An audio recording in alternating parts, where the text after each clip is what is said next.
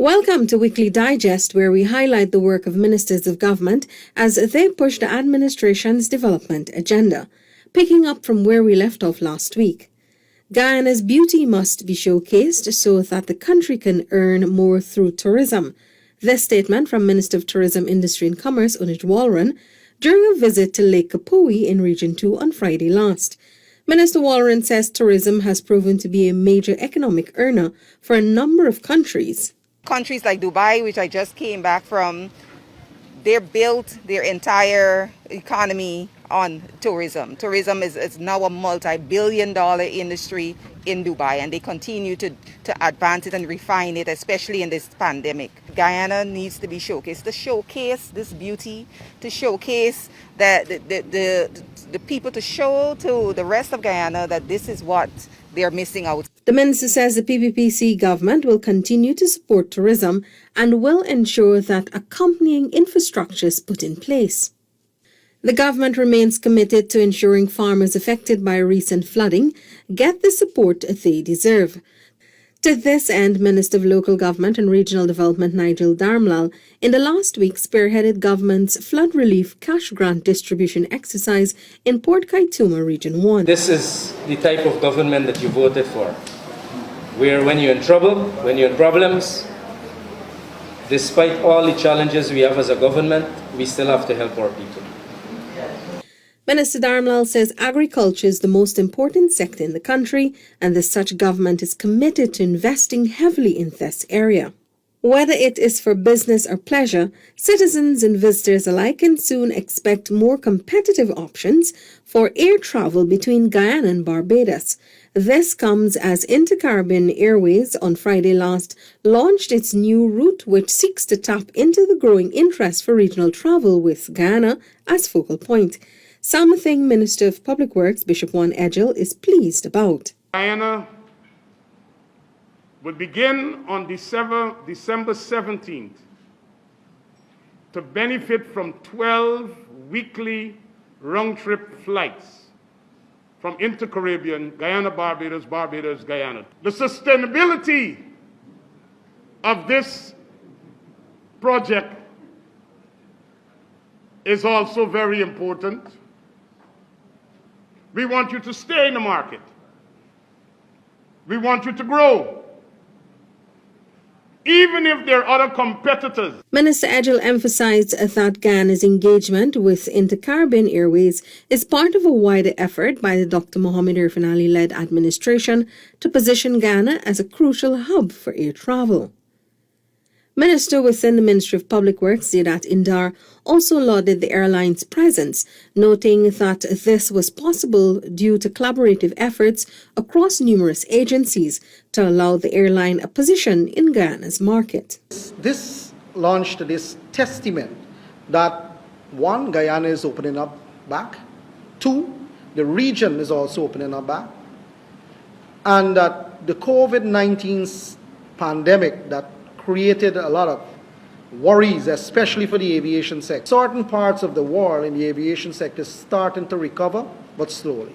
And this is testament to that recovery. Approximately 80 families at Zealat East Bank, Essequibo will receive certificates of title for their land, a part of the PPPC government's comprehensive housing program, within 3 months.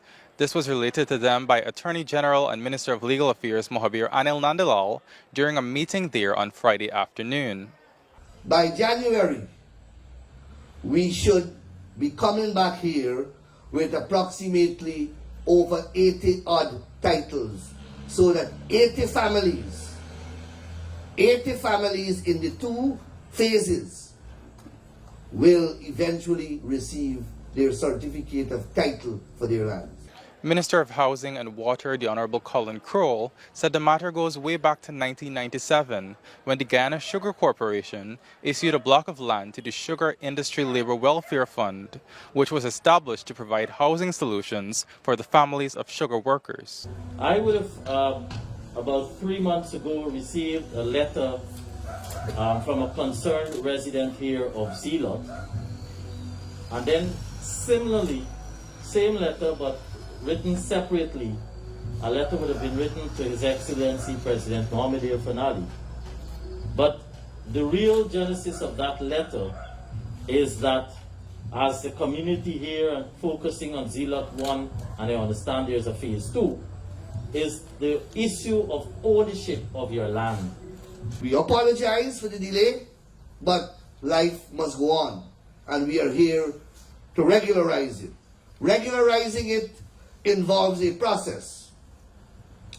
So we now have to move the title from the Sugar Welfare Fund. They have the bulk, the big title.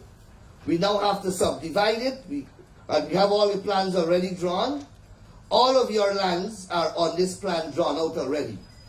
The ministers also heard and addressed issues faced by the residents after the meeting. Minister Cole said the PPPC government will continue to address issues faced by the Guyanese people as quickly as possible.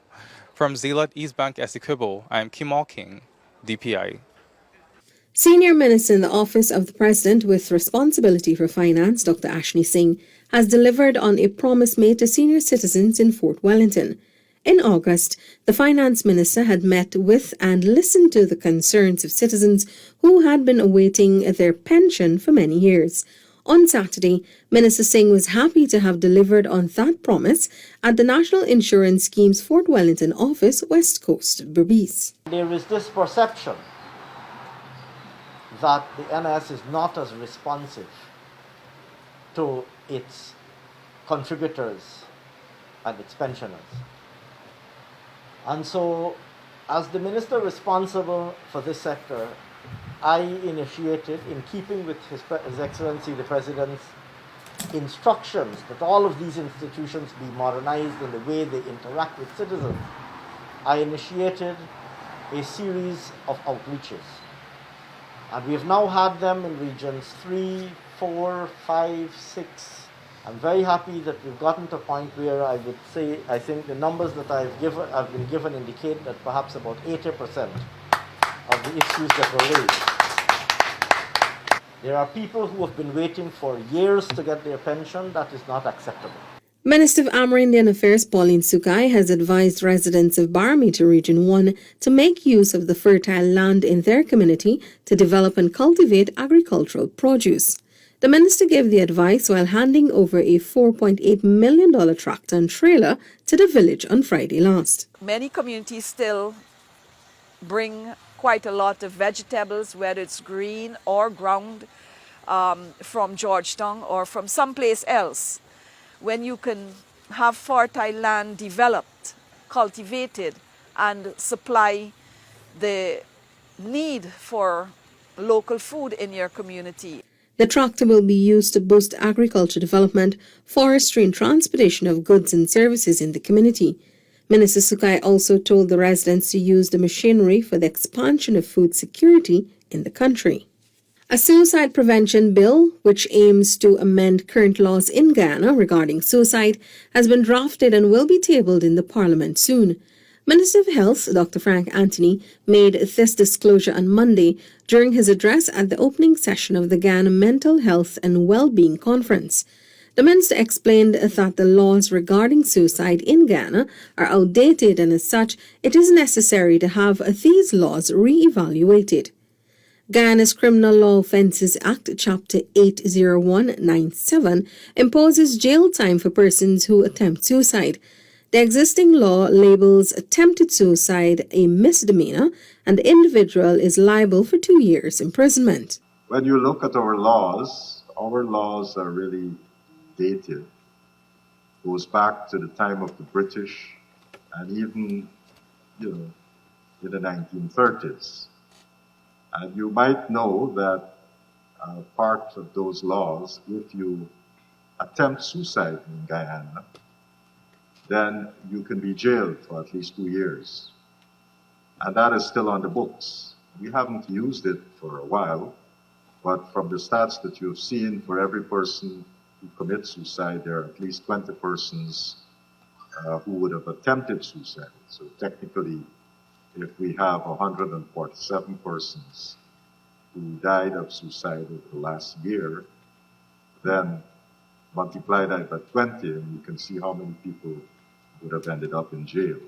The minister recalled that over the last 4 years, there were discussions in Parliament when the Pan American Health Organization was trying to take the lead on raising awareness on this matter, but nothing was done at that time.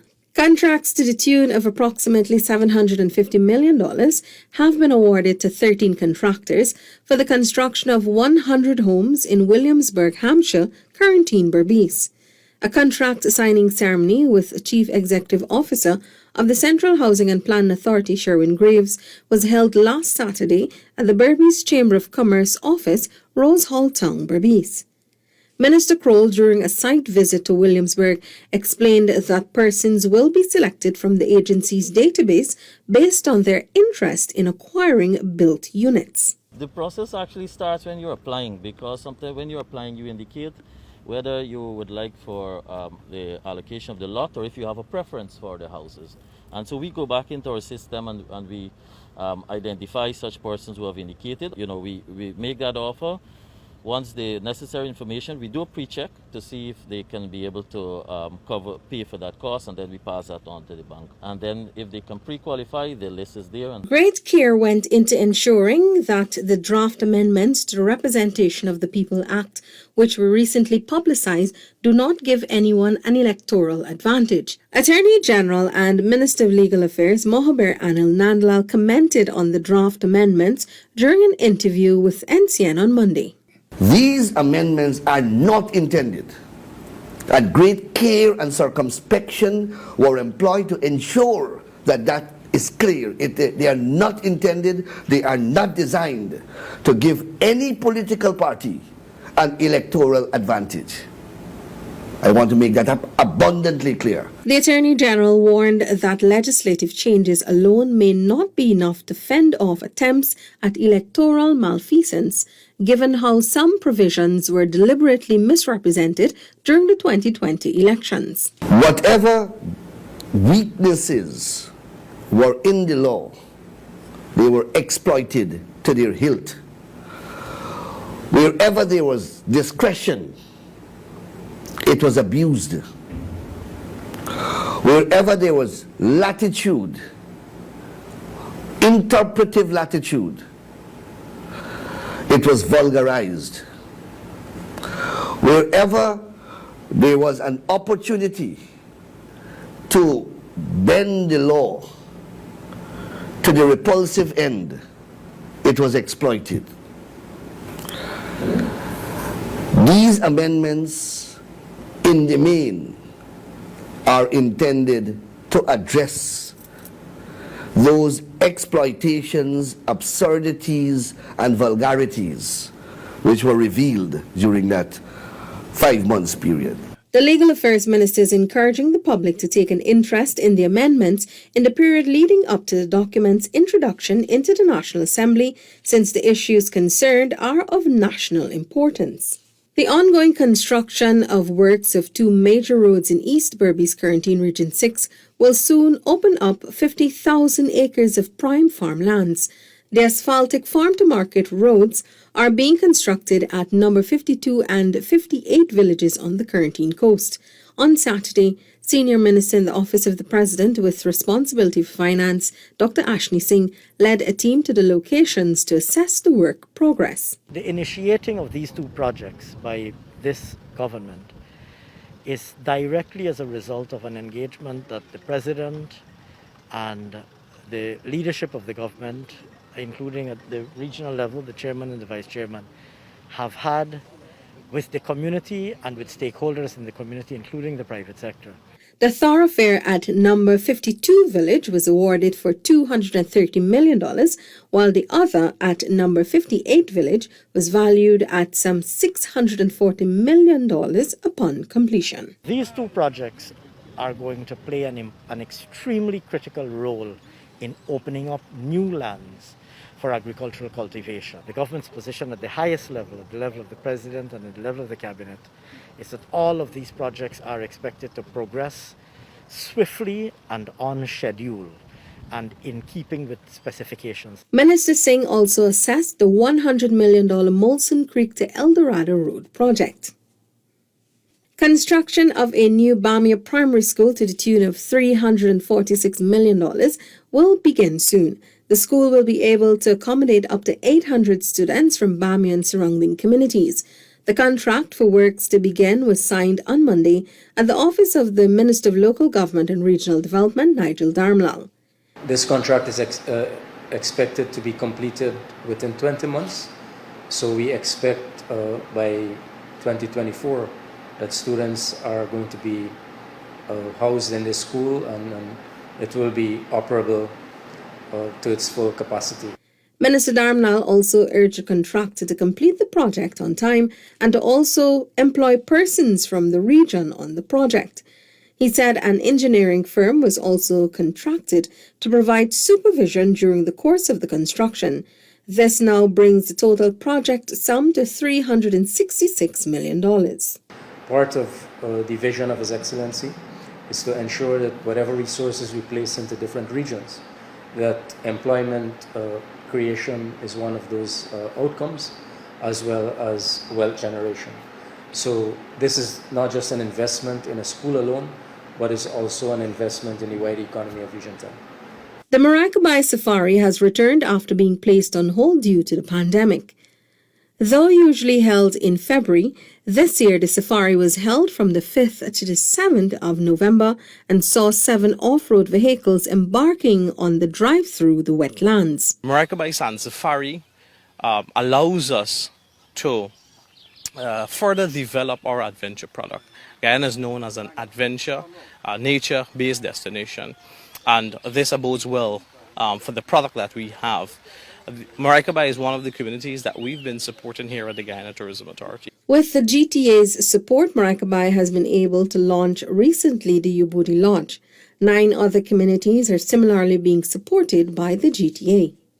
The journey to Maracaibo by road takes roughly 6 hours, where safarians drive around the source of the Maikoni River to reach into the village. As the process of electoral reform continues, Attorney General and Minister of Legal Affairs Anil Nandlal says government has recommended the subdivision of District 4 or Region 4 for better management and accountability. Whilst detailing the major amendments the government has proposed to the Representation of the People Act, Minister Nandlal explained that the subdivision of the country's largest electoral district is of grave importance. He said this will avoid a recurrence of the grueling events that took place between March and August 2020. District number 4 is a special district in the electoral equation of our country. It is the most populated district. It always has the greatest number of controversy. So what we are proposing in these amendments, we are subdividing it into 4 units. So you have the East Bank, you have the East Coast, you have North Georgetown, you have South Georgetown. Minister Nandlal noted that this compartmentalization will allow for each sub-district to operate independently, acting as a district by itself. Each one is compartmentalized in terms of staff, in terms of infrastructure, in terms of regulation and rules and system and procedure, as if it is an electoral district by itself. This means that there will be 4 returning officers for the district, which allows for decentralization and higher levels of accountability within the electoral process, the minister noted. When you have them together, we saw firsthand what the possibilities are for wickedness. 30 ranks from the Ghana Police Force have commenced a 4-day training on gender-based violence. The Legal Literacy and Access to Justice to End Gender-Based Violence initiative is being spearheaded by Marunda Incorporated and the Canadian High Commission. Over the 4-day period, the ranks will undergo training in 6 modules. Residents of Paramakatoy and surrounding communities will soon have improved health services as the Paramakatoy Hospital will be upgraded under the Smart Hospitals initiative. A contract for $44.4 million was signed on Tuesday at the Ministry of Health. Minister of Health Dr. Frank Anthony explained that though the Ghana Defence Force is not traditionally known for such projects, it does have a strong engineering core and therefore will take lead on the project, and once successfully completed, it can open new avenues for future projects. We are in this process of checking all of our facilities, reviewing them, and as part of this particular project, apart from building out the infrastructure, we also did assessments. So we were able to do assessments for about 80-something facilities. And of these facilities, we know exactly what we want to do with them. You know, how to make them more climate resilient, to prevent flooding, to utilize the water that we get from rainfall rather than it just, seeping away. And also, of course, we're in the tropics, so we want to use the sun. Ministers of government participated in a sod-turning exercise at Providence for the first ever Hyatt Place Hotel Georgetown. The hotel is scheduled to open in 2024 and will include amenities such as different guest room options, disability outfitted rooms, restaurants and bars, meeting rooms, social lounge, fitness centers, pools, internet and communication links, room service and guest laundry, along with spacious parking areas. SIR Chairman Imtiaz Ahmad said the project will provide many job opportunities, both in the construction phase and in the operation phase. The 125-room hotel will be situated on approximately 3 acres of prime land on this location, creating employment for approximately 300 persons during the 20-month construction phase. At the time of opening, we expect another 80 to 100 people to be fully employed. And without a doubt, and you can remember I said this today, without a doubt there will be opportunities for local partnerships. Partnerships which will result in huge dividends for the country and the people of Guyana. Senior Minister in the Office of the President with responsibility for finance, Dr. Ashley Singh, thanked the company for choosing Guyana as an investment destination, given the growing demand for hotel rooms here. It's an open secret that international visitors coming to Guyana can't find a hotel room. We have international delegations saying to us they cannot get a hotel room. I wish to thank you very much for recognizing Guyana's tremendous potential as a destination for investment. I want to congratulate you and thank you for recognizing Guyana's potential in that regard. Minister of Tourism, Industry and Commerce, Onij Warren, said she expects that much of the employment opportunities that will come from the construction and operationalizing of this hotel will be provided to Guyanese persons residing right here on the east bank of the Demerara. In a matter of days, this location will be a job site, or shortly. The construction of this hotel is expected to create up to 300 jobs, and we expect that much of that workforce will come from right here in the surrounding communities on the lower East Bank. Once in operation, the facility is expected to employ 70 to 80 persons. Once again, many of whom we expect to come from right here in the vicinity of the hotel. The government of Guyana stands ready to work with investors for the sustainable development of the country. From Providence, with videographer Kenyan Bacchus, I am Kimal King, DPI. The Circumstances Unit of the Ministry of Human Services and Social Security has been actively assisting vulnerable groups and families in communities across the country. The unit, Minister of Human Services and Social Security, Dr. Vindhya Prasad, says caters to amongst most vulnerable and is accessible to anyone in need. Minister Prasad made the disclosure on Wednesday during a community outreach to Anchorville, Port Morant. The ministry has many units. One of those is the Difficult Circumstances Unit that deals with persons who are, as the name suggests, experiencing difficulties in life. They could be single parents struggling, maybe they have no source of income. It could be somebody who probably had a death in their family, cannot do the burial. We help with funeral expenses. It might be someone who had serious loss to their business and maybe they need a stove, maybe they need some small thing to start back. So there are many areas of help. Minister Prasad reiterated that it is the mandate of the PPPC administration to care for and protect its citizens, especially during the pandemic. Dining is an essential element to the tourist experience. This was outlined by Minister of Tourism, Industry and Commerce, Onit Walren, as she officially launched Restaurant Week 2021. All of the restaurant owners that are represented here, that the experience, the culinary experience, the dining experience adds to the hospitality and adds to the value of this destination, Guyana, that we are promoting. We have the talent, we have the capacity, of course. We invite the chefs who have that kind of experience to come and train our local establishment, help just give them ideas. And it was amazing what our local people were able to do with just 2 or 3 days of culinary training. But as government, as we continue to look to tourism, already tourism is the 3rd largest export earner for Guyana outside of oil and gas and gold. And that means that it's a sustainable way in which we can continue to earn an income way after oil and gas is gone, because these resources are not renewable. 22 restaurants will be taking part in the week of activities.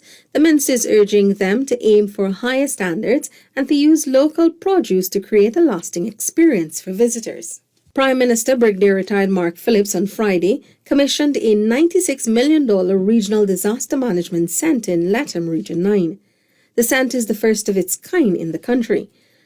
The Prime Minister says it is a significant milestone in the country's disaster risk reduction, as it will help to address issues of climate change such as flooding and droughts, which the region is prevalent to. These events must be treated as stronger warning signals triggered by climate change, and we must adopt a more proactive approach and implement mitigative measures to reduce disaster impacts. In all cases, the onus is on governments, and I say governments here because I'm talking about governments at all levels, central, regional, and municipal or local government level, to intervene during a disaster to bring relief to the people affected. The Prime Minister says it is crucial that municipalities countrywide develop a disaster management plan, even as governments strengthen the regional disaster management system. Currently, the National Multi-Hazard Early Warning System is being enhanced. This system will assess the risk of localities like Region 9, like Lethem, and determine the type of hazard, vulnerability, and risk.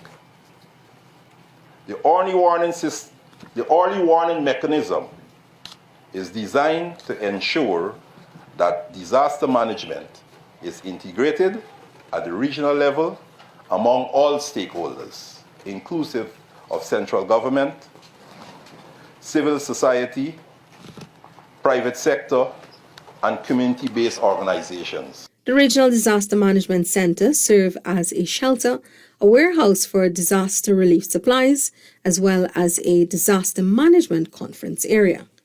That's it for this edition of Weekly Digest. For these and other government-related information, do log on to our website, dpi.gov.gy, and their social media platforms as well. Goodbye.